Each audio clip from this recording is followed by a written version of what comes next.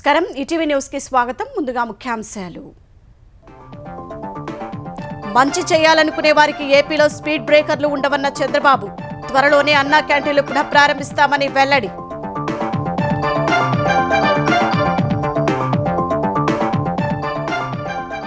అధికారానికి వచ్చామనే అలసత్వం కూడదని శ్రేణులకు చంద్రబాబు సూచన. సమర్థులందరికీ నామినేటెడ్ పోస్టులు ఇస్తామని స్పష్టీకరణ.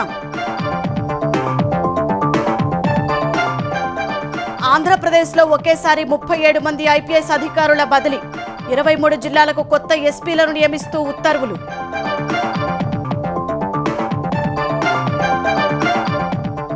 ఫీజు రియంబర్స్మెంట్ బకాయిలు లేకుండా చూస్తామన్న రేవంత్.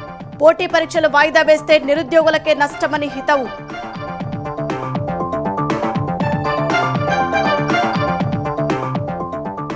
తెలంగాణలో డ్రగ్స్ పై యుద్ధం ప్రకటించామన్న సీఎం. కలిసి రావాలని ఎన్ఎస్ఎస్ కు పిలుపు. స్టూడెంట్ వాలంటరీ పోలీసింగ్ లోగో ఆవిష్కరణ. భారస నుంచి గెలిచి కాంగ్రెస్ లో చేరిన మరో ఎమ్మెల్యే. అరికెప్పుడి గాంధీని హస్తం పార్టీలోకి ఆహ్వానించిన సీఎం రేవంత్ రెడ్డి.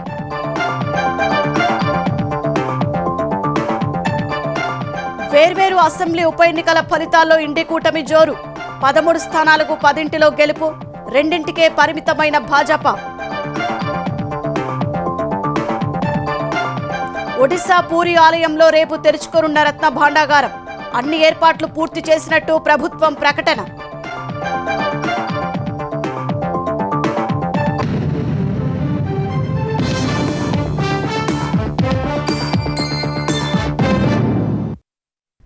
మంచి చేయాలనుకునే వారికి ఆంధ్రప్రదేశ్లో ఇక స్పీడ్ బ్రేకర్లు అడ్డుకట్టలు ఉండవని ముఖ్యమంత్రి చంద్రబాబు స్పష్టం చేశారు. అక్షయపాత్ర స్ఫూర్తితో అతి త్వరలోనే అన్నా క్యాంటీన్లు పునః ప్రారంభిస్తామని ప్రకటించారు. హరే కృష్ణ ఇస్కాన్ సంస్థలు చేస్తున్న ఆధ్యాత్మిక సేవా కార్యక్రమాలపై ప్రశంసలు కురిపించారు. ఏపీలో కూటమి ప్రభుత్వం వచ్చాక భూముల ధరలు పెరిగాయన్న చంద్రబాబు 1% వృద్ధి రేటు పెరిగితేనే 15,000 కోట్ల ఆదాయం వస్తుందని వివరించారు.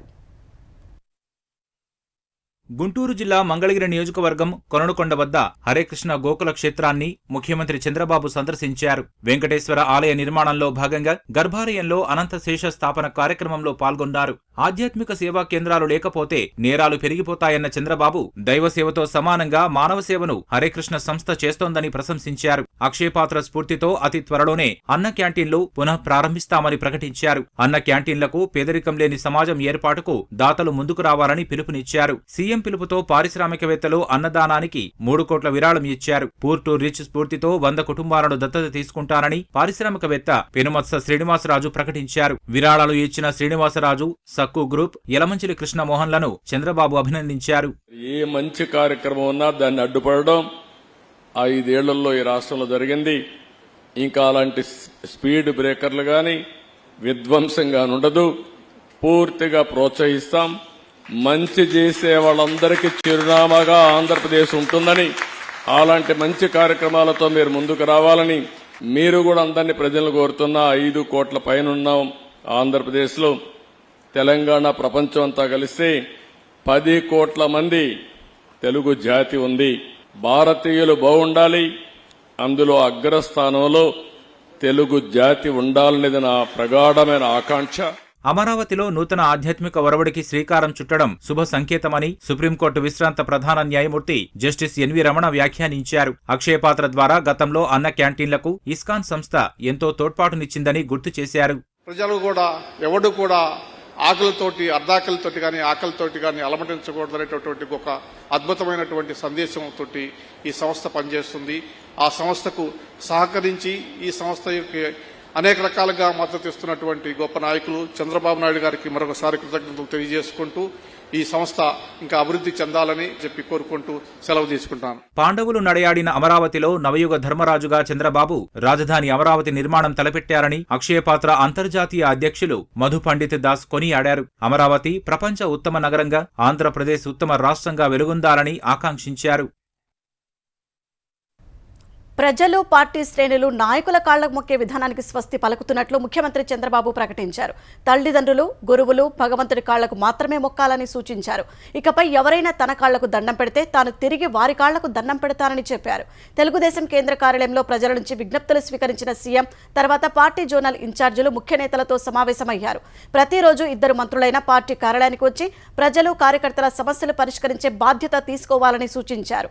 కార్యకర్తలు ప్రజల నుంచి వినతులు, విజ్ఞాపనల స్వీకరణకు ఒక ప్రత్యేక వ్యవస్థ, ప్రత్యేక కమిటీ ఏర్పాటు చేస్తారని తెలిపారు. తెలుగుదేశం నేతలెవరూ వ్యక్తిగత దాడులకు, కక్ష సాధింపులకు దిగొద్దని సూచించారు. వైకాపా చేసిన తప్పులే చేస్తే వారికి, తెలుగుదేశం పార్టీకి తేడా ఉండదన్నారు. తప్పు చేసిన వారిని చట్టపరంగానే శిక్షిద్దామన్నారు. గత 5 ఏళ్లుగా తెలుగుదేశం కార్యకర్తలపై నమోదైన కేసుల వివరాలను పంపాలని నియోజకవర్గ ఇన్ఛార్జీలను ఆదేశించారు. తెలుగుదేశం నేతలు ఇళ్లు, కార్యాలయాలపై గతంలో వైకాపా మూకల దాడులకు దిగినప్పుడు కేసులు పెట్టినా సక్రమంగా దర్యాప్తు చేయని అధికారుల వివరాలు ఇవ్వాలన్నారు. సమర్థులందరికీ నామినేటెడ్ పదవులు దక్కుతాయని చెప్పారు. అధికారంలోకి వచ్చేశామని అలసత్వం వీడి ప్రజాసేవకు పునరంకితం కావాలని నేతలకు చంద్రబాబు పిలుపునిచ్చారు. ఎలాంటి కోతలు లేకుండా తల్లికి వందనం పథకాన్ని కూటమి ప్రభుత్వం అమలు చేసి చూపిస్తుందని ఆంధ్రప్రదేశ్ జలవనరుల శాఖ మంత్రి నిమ్మల రామానాయుడు స్పష్టం చేశారు. ఎన్నికల హామీ ప్రకారం ప్రతి విద్యార్థికి 15,000 చొప్పున తల్లికి వందన పేరిట ఇచ్చేందుకు త్వరలోనే విధి విధానాలు ప్రకటిస్తామన్నారు. అబద్ధాలకు, అసత్యాలకు వైకాపా పేటెంట్ పొందిందని మంత్రి రామానాయుడు ఎద్దేవా చేశారు. 2019లో వచ్చిన 3 అంకెల సీట్లు 2024లో డబుల్ డిజిట్కు పడిపోయినా వైకాపాకు బుద్ధి రాలేదని దుయ్యబట్టారు. ప్రభుత్వం ఏర్పడి నెల రోజులు కాకుండానే పింఛన్, ఉచిత ఇసుక, తల్లికి వందన పథకాలపై వైకాపా విష ప్రచారం మొదలుపెట్టిందని ఆయన ఆరోపించారు. 2 పిల్లలు ఉన్నా అమ్మఒడి ఇస్తామని హామీ ఇచ్చి మాట తప్పింది జగన్ కాదా అని ఆయన ప్రశ్నించారు. 2019లో 2 పిల్లలు ఉన్నా అమ్మఒడి ఇస్తామని భారతిరెడ్డి చెప్పిన వ్యాఖ్యల వీడియోను రామానాయుడు ప్రదర్శించారు.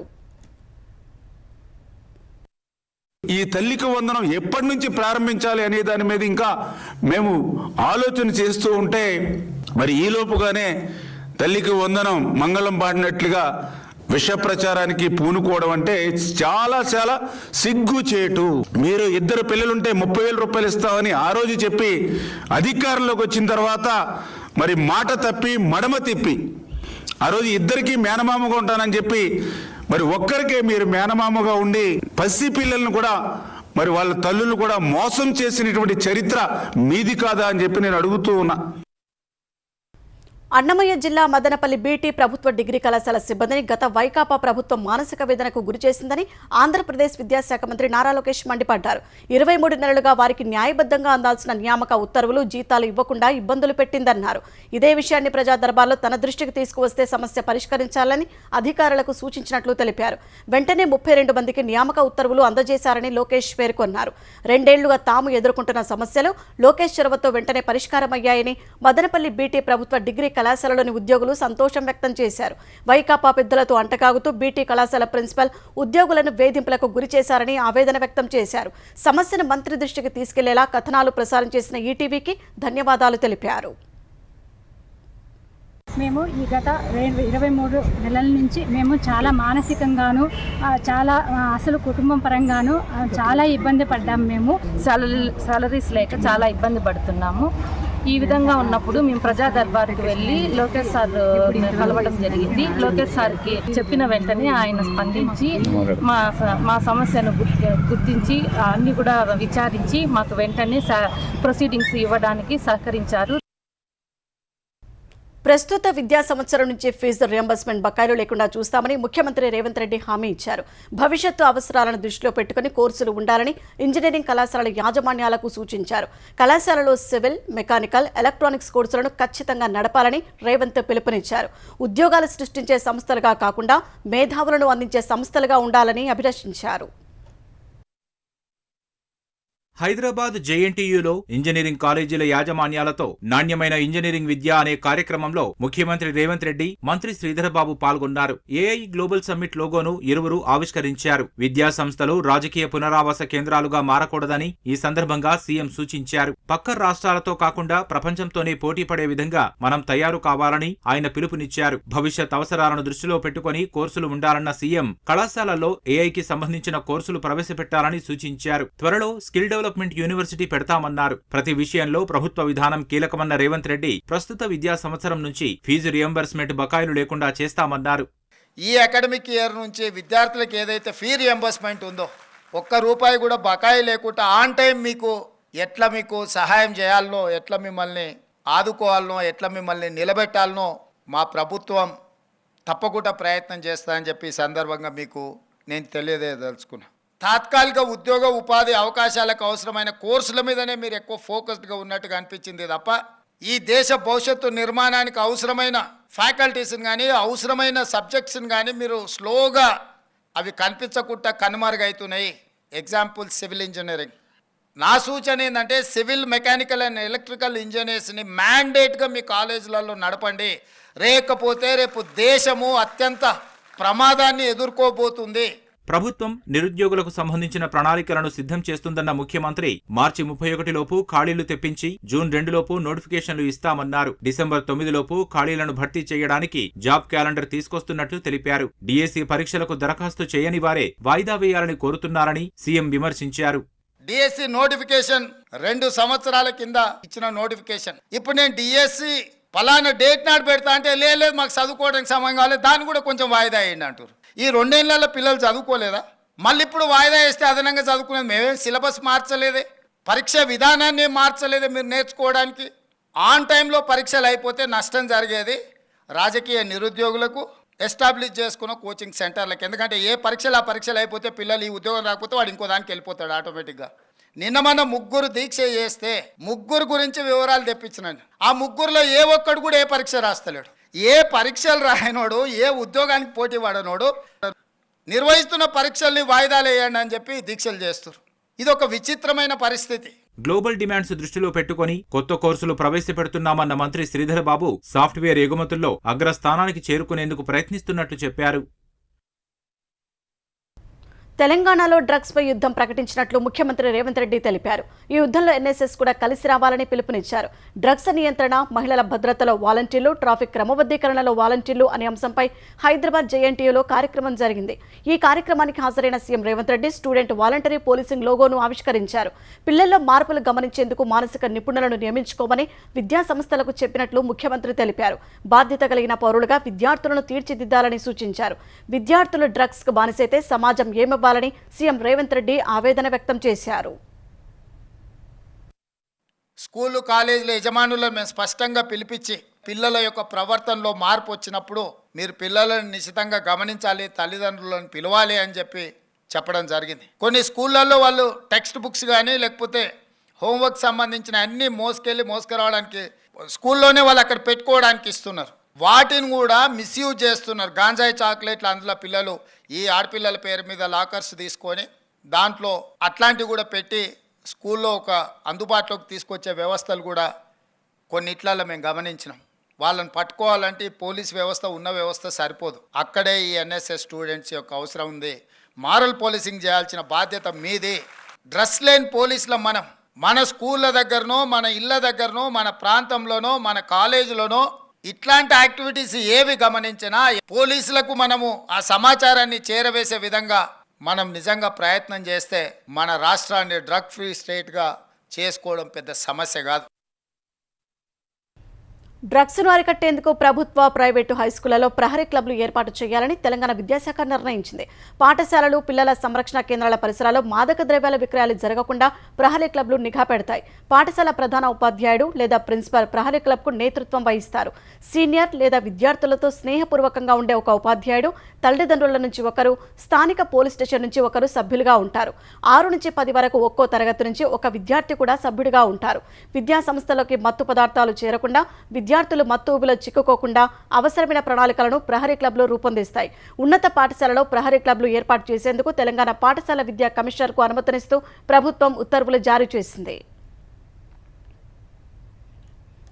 కొత్తగూడెం జిల్లాలో వృద్ధురాలి నుంచి పెన్షన్ కింద వచ్చిన మొత్తాన్ని తిరిగి చెల్లించాలని నోటీసులు ఇవ్వడంపై భారత సర్కార్ నిర్వాహక అధ్యక్షుడు కేటీఆర్ మండిపడ్డారు.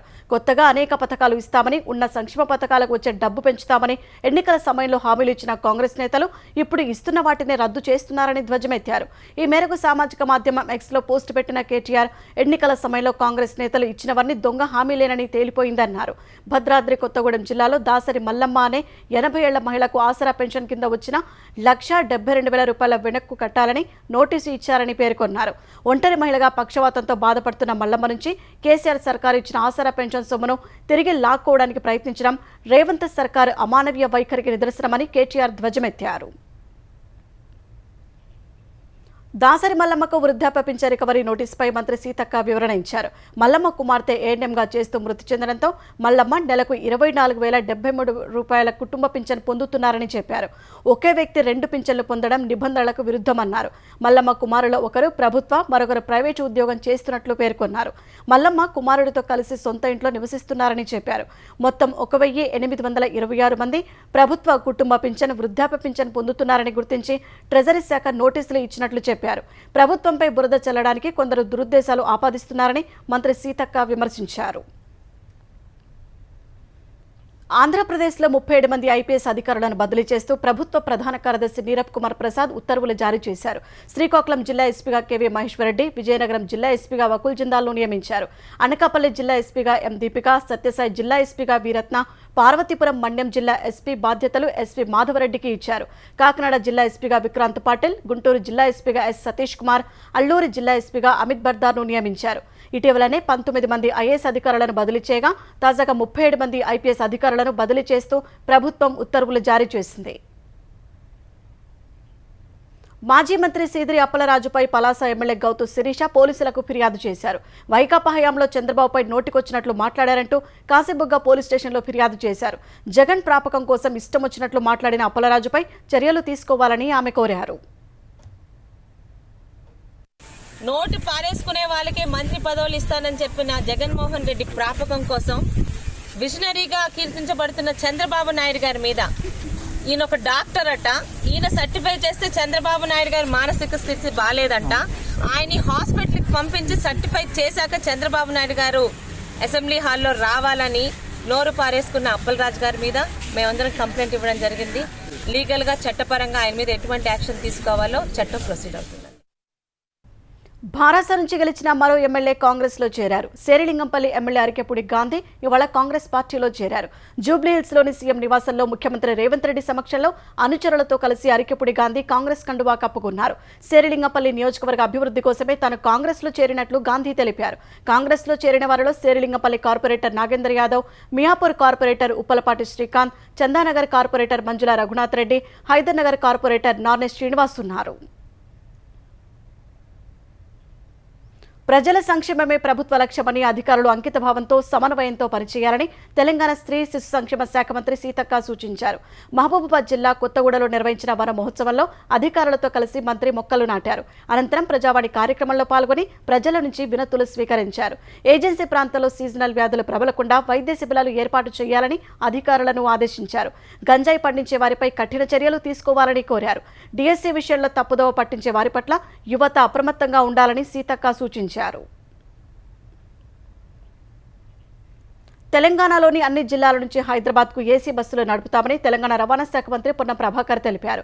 నల్గొండ నుంచి హైదరాబాద్కు ఏర్పాటు చేసిన ఏసీ బస్సుతో పాటు 3 డీలక్స్ బస్సులను మంత్రి కోమటిరెడ్డి వెంకటరెడ్డితో కలిసి ఆయన ప్రారంభించారు. దసరాలోగా ఉమ్మడి నల్గొండ జిల్లాకు 30 డీలక్స్, 30 ఎక్స్ప్రెస్ బస్సులను మంజూరు చేస్తామని పొన్నం వివరించారు. మెదక్ జిల్లాలో రీజనల్ రింగ్ రోడ్డు అంశం వివాదాస్పదంగా మారింది. నర్సాపూర్లో భూ సర్వే కోసం వచ్చిన అధికారులను రైతులు అడ్డుకున్నారు.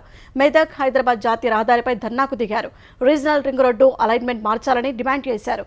లేకపోతే తమ విలువైన భూములు కోల్పోతున్నామని ఆవేదన వ్యక్తం చేశారు. భూమికి భూమి ఇస్తే సర్వేకు సహకరిస్తామన్న రైతులు, లేకపోతే ప్రాణాలు పోయినా సరే భూములు ఇచ్చేది లేదని తేల్చి చెప్పారు. రంగారెడ్డి జిల్లా షాద్నగర్ పరిధిలో కమ్మదనం గ్రామంలో రియల్టర్ కమ్మరి కృష్ణను ఆయన కన్న కొడుకి హత్య చేయించాడని పోలీసులు దర్యాప్తులో తేల్చారు. వ్యాపారి మొదటి భార్య కుమారుడు శివ ఈ ఉన్మాదానికి పాల్పడ్డాడని పోలీసులు తెలిపారు.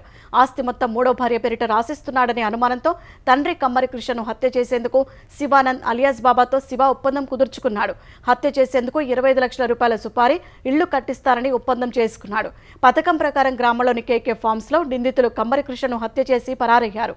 3వ భార్య పావనించిన ఫిర్యాదు మేరకు కేసు నమోదు చేసిన పోలీసులు నిందితులను అరెస్టు చేశామని ప్రకటించారు.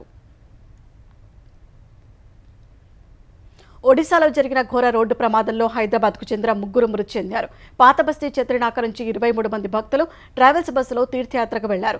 బరంపురం సమీపంలో మరో వాహనాన్ని ఢీకొట్టడం వల్ల బస్సులో ఉన్న ఉదయ్ సింగ్, క్రాంతి, ఉప్పలయ్య ప్రాణాలు కోల్పోయారు. ఈ ఘటనలో 20 మంది గాయపడగా వారికి స్థానిక ఆసుపత్రిలో చికిత్స అందిస్తున్నారు. బాధితులంతా ఉప్పుగూడ దానయ్యనగర్ వాసులుగా గుర్తించారు. దేశవ్యాప్తంగా 7 రాష్ట్రాల్లోని 13 అసెంబ్లీ స్థానాలకు జరిగిన ఉప ఎన్నికల ఫలితాల విపక్ష ఇండియా కూటమి జోరు ప్రదర్శించింది. ఇండియా కూటమి మొత్తం 10 చోట్ల గెలవగా కేంద్రంలో అధికారంలో ఉన్న భాజపా కేవలం 2 స్థానాలకే పరిమితమైంది. మరో చోట స్వతంత్ర అభ్యర్థి గెలుపొందారు. హిమాచల్ ప్రదేశ్ దేహ్రాలో ఆ రాష్ట్ర సీఎం సుఖ్వీందర్ సింగ్ సుకు సతీమణి కాంగ్రెస్ అభ్యర్థి కమలేష్ ఠాకూర్ భాజపా అభ్యర్థిపై గెలిచారు. నాలాగఢ్ స్థానంలో కాంగ్రెస్ అభ్యర్థి హర్దీప్ సింగ్ గెలిచారు. హమీర్పూర్లో కాంగ్రెస్ గెలిచింది. దేహ్రా, నాలాగఢ్ స్థానాల్లో స్వతంత్రులు రాజీనామా చేసి భాజపా నుంచి పోటీ చేయగా ఓటమి పాలయ్యారు.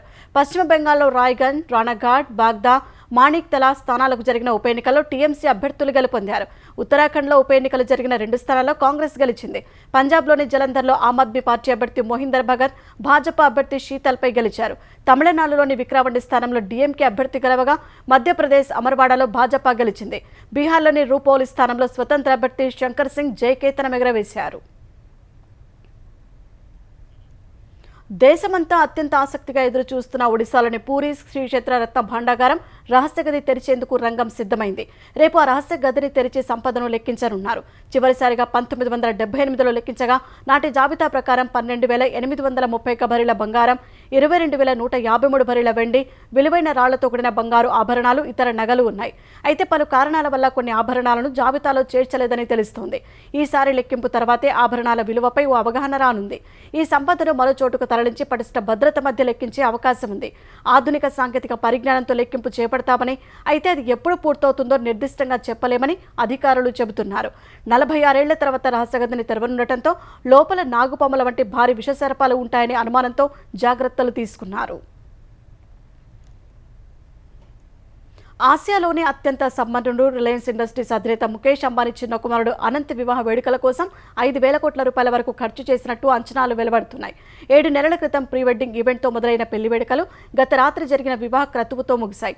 ఆదివారం జరిగే మంగళ్ ఉత్సవ్తో అనంత్ రాధిక వివాహ వేడుకలు ముగియనున్నాయి. ఈ వేడుకలకు ప్రపంచం నలుమూలల నుంచి వివిధ రంగాలకు చెందిన వేలాది మంది ప్రముఖులు హాజరై నూతన వధూవరులను ఆశీర్వదించారు. ముంబై బాంద్రా కుర్లా కాంప్లెక్స్లోని జియో వరల్డ్ కన్వెన్షన్లో గత రాత్రి వివాహ మహోత్సవం జరగ్గా సంగీత్ పెళ్లి వేడుకల గ్లోబల్ స్టార్లు జస్టిన్ బీబర్, రిహానా, బాలీవుడ్ ప్రముఖులు సల్మాన్, షారూక్, దిల్షిత్ దోసాంజ్ ప్రదర్శనలు ఇచ్చారు.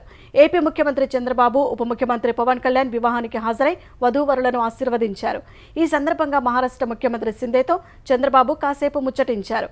టాలీవుడ్ స్టార్స్ మహేష్ బాబు, రామ్ చరణ్ కుటుంబ సమేతంగా వేడుకలకు హాజరయ్యారు.